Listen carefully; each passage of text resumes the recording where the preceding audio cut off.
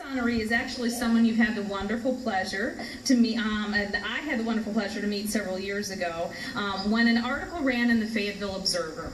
I remember not only being struck, it was an article about an individual that had had an experience with dialysis because of her kidney transplant, and I remember not only being struck because of her candidness, but also her great grace. When the internet trolls got on the article and started talking about why some young woman would be having to have dialysis. And with all that she could muster, from education to grace to intelligence, she simply told the story of living with lupus and why she had been in a journey of dialysis and kidney transplant because of it. Well, we obviously quickly snatched her up and said, I think you've got a voice that we want to hear and have a conversation with, and it's been a wonderful growing relationship since then. Over the years, our Mission Award nominee has shared her story for us on many occasions, from educational workshops to radio interviews to speaking in front of thousands at a walk. In June of 2012, she was inducted into the inaugural class of the Lupus Advocate Bureau so that she could officially spread the word of lupus and the work of the LFANC throughout North Carolina. Every step of the way, our honoree spreads the mission of the Lupus Foundation of America. Sometimes it comes in the form of a YouTube video to fellow lupus thriver Nick Cannon when she invited him to our walk. And he sent a message back to her as well.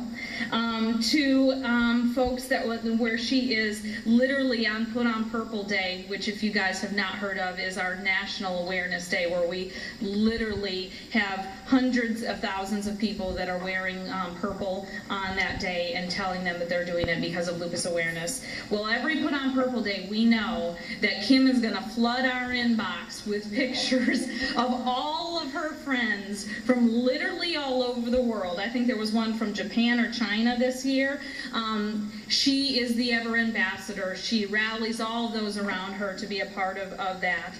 She even produces a line of clothing amply stating, I make lupus look good, and she does every single day. I never know what hair I'm going to get with her because she changes it a lot, but she is beautiful inside and out. The Mission Award is given to an individual or individuals with whom we have deep appreciation for their efforts and continued support of our mission. Therefore, it is our distinct honor to award our 2014 Mission Award to the face you've already met earlier today, Kimberly McLean.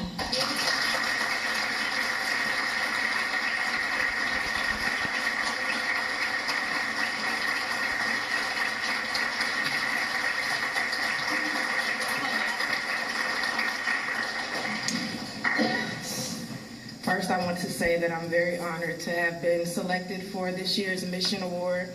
It always seems so weird to me when people highlight the things that I do, because it is something that comes so naturally to me. And my mission is that I would not want anyone to feel that desolation that I felt when I was diagnosed 14 years ago. I didn't know anyone with lupus. I didn't know what lupus was. I am older than what I look. This was before Google and everything like that was out. So I just remember having my uncle fax us a bunch of paperwork, and it was this thick, and my parents tried to hide it from me because I was only 18 years old at the time. But I remember sneaking and looking when they would go out the room, and there is a period of despair and desolation that comes with that initial diagnosis. So thank you all for selecting me for the Mission Award. And it's not cliche for me. I definitely have to first thank God for His grace and His mercy over my life, because I don't know where I would be without faith. If I didn't have faith to walk in every day, to know that there is a healing, whether it comes on this side or not, I really do not know where I would be. I have some family with me on today. I have my aunt, my uncle, and my little cousin here that live here locally. Unfortunately,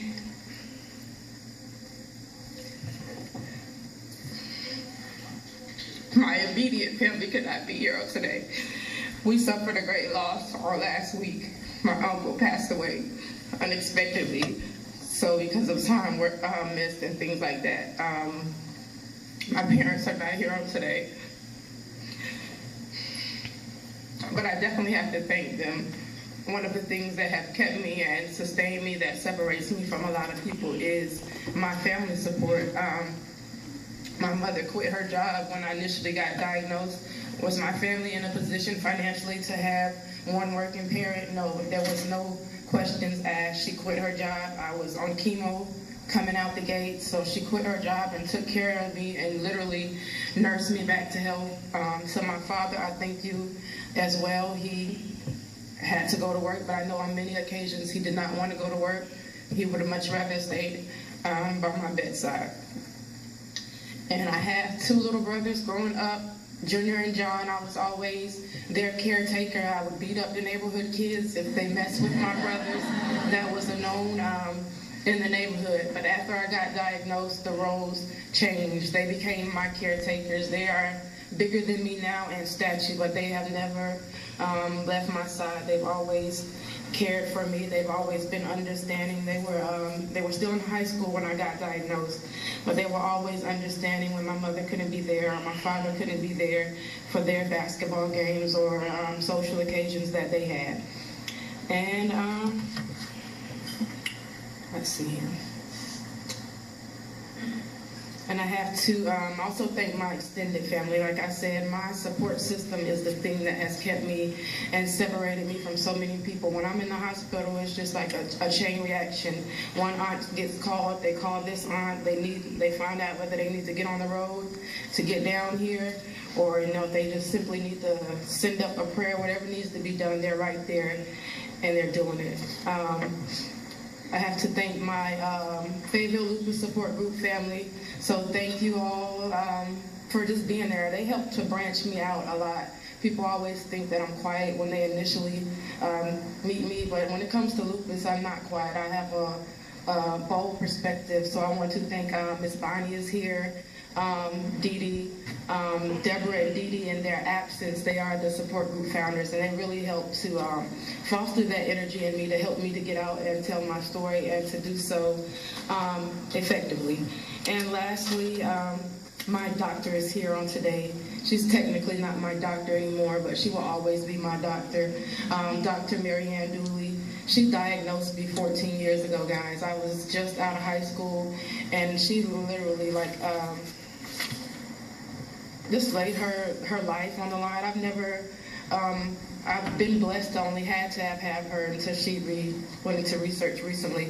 But I've never met someone that will give you their phone number when they're on vacation, because they are that much vested in your health and you becoming better. And she's been able to watch me grow from the little timid butterfly to the bold butterfly. So I really thank you and I appreciate you. And lastly, I believe you with what has guided me and kept me along the way. The race is not given to the swift nor the strong, but to he that endures to the end. Thank you.